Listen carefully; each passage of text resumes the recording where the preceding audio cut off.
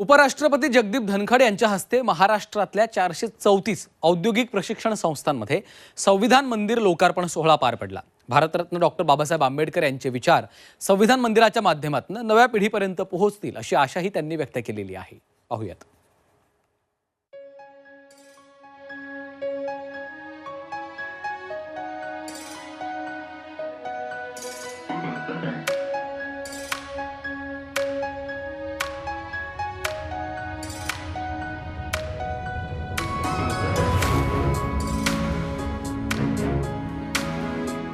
कौशल्य विकास विभागाच्या अंतर्गत 434 औद्योगिक प्रशिक्षण संस्थांमध्ये संविधान मंदिर लोकार्पण झाले।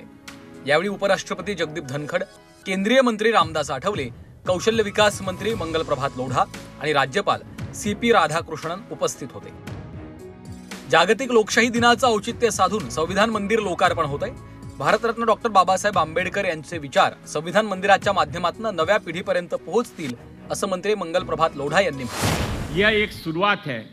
ये एक ऐसी शुरुआत है कि आने वाली पीढ़ी को ये जानकारी रहनी चाहिए कि हमारा जो संविधान था डॉक्टर बाबा साहब अम्बेडकर ने और उनके साथियों ने कितने प्रयासों के बाद दिया था। तो आज उस संविधान को हम मस्तक झुकाकर पूजा के रूप में उनके आगे सर झुकाते हैं। वो संविधान हमारे लिए प्रेरणा है, संविधान हमारा मार्गदर्शक है, संविधान हमारी ताकत है।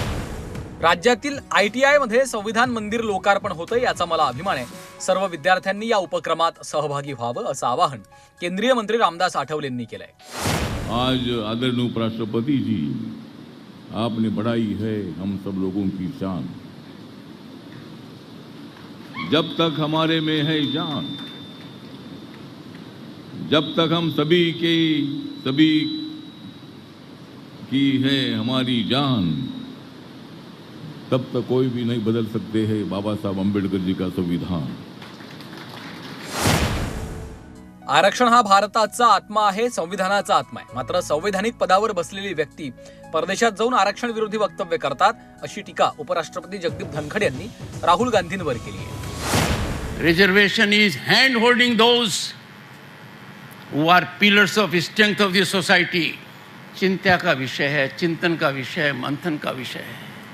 वही मानसिकता जो एंटी रिजर्वेशन की थी, आज के दिन संविधान पद पर बैठा हुआ व्यक्ति विदेश में कहता है रिजर्वेशन खत्म होना चाहिए।